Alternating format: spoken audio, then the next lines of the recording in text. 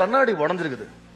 இந்த கண்ணாடியை பார்க்கும்போது என் ஃபேஸ்ல ஏதோ ப்ராப்ளம் மாதிரி இங்க கீரல் இங்க கீரல் இங்க கீரல் இங்க கீரல். ஆனா ப்ராப்ளம் எங்க என் ஃபேஸ்ல இல்ல. எதுல ப்ராப்ளம்? கண்ணாடியில ப்ராப்ளம். ஏன்னா கண்ணாடி உடைஞ்சிக்குது. இப்போ இந்த கண்ணாடி முன்னாடி எவ்வளவு அழகான உலக அழகியோ உலக அழகனை கொண்டு வந்து நிறுத்தினா கூட their face will also look bad. They will also have cracks. இன்னைக்கு it is the same problem with us. நம்ம லைஃப்லயும் இந்த மாதிரி நிறைய கிராக்குங்க இருக்குது.